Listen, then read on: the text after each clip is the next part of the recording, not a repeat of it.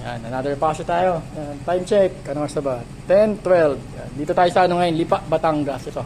Sa pasyo block, nag-home service tayo. Lagyan natin ito. Zenlo M1 na 30 watts, tapos itong PIA original. Then, nag-repaint tayo ng magneto nito. Pinasabay niya ni boss. Saka ito, anti-theft, anti-nakaw. Yan. Yan natin yung ano niya. Ilaw niya. Ito, ginawa namin dito. Hindi na ako naglagay ng ano, tri-switch. Usually dito, di ba? Sa mga nilagay ko. Ito kay sir, ito na. Yung idle lang ginamit namin. Ayan yung low niya. Ito yung high. Ayan. High. Tapos yung high and low. Ayan. Nagiging high and low to. Pag in-off niya rito. Ayan. Pag high lang, ayan. Tapos sa passing light naman, ito may push button tayo. Naglagay pa rin tayo nito syempre. Pag naka-low, ayan, high. Tapos pag naka-high, then low naman. Tapos pag naka-off silang dalawa, sabay. Tapos yung busina natin, ayan, isali yan. Natin ilalagyan sa loob. Ayan yung stock. Then, loud. Yun. Tapos ito. Antay na, ayan. Kagaya nito, umaandar. Pag ginakaw sa inyo yung motor nyo, ito lang.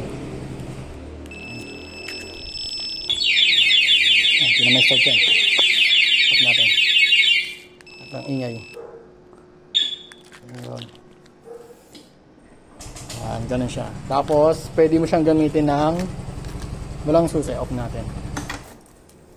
Ayan, susi niya. Tapos gamitin natin itong remote. Dalawang pindot lang. Ayan, function lahat yan. Passing light, signal light, ayan. Hazard.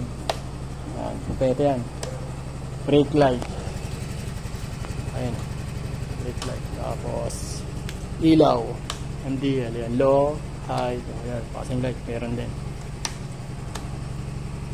Busina, stock, then loud. Yun. Bali rito sa susi na to, hindi niya kasama yung pag-unlock ng manubela. So, kailangan mo pa rin to para sa manubela and then dito sa upuan. Pag magpapagas ka, may kukunin ka sa compartment yan. Natin. Tapos kapag ka magpapark ka naman, kung gusto mo na may loud or maingay, isang pindot lang. Isa. Ayan, pag ginalaw yan. Ayan, po sa temp. Pangalawang galaw niyan. Ayan, alarm siya. Ayan natin. Tapos, yan, may dalawang susi yan. Ito backup to. Tapos ito yung nagba-vibrate. Then, pag silent mode naman, 5. 1, 2, 3, 4, 5. Ito naman, walang alarm. Ayan. Ayan, nagba-vibrate yung remote. Tapos, pag ginamitan ng universal key or ginamper yung motor nyo, ano, ayan. Hindi na mag-start. Ayan, di po siya naka-side stand. Ayan, yan lang, nagba-vibrate siya. Tapos hindi gagana yan. Natin. Tapos meron na rin siyang answer back. Ayan. Ayan. Kapag nasa mall ka, hindi mo makita ang motor mo. Yan. Tapos ano pa ba? Yan.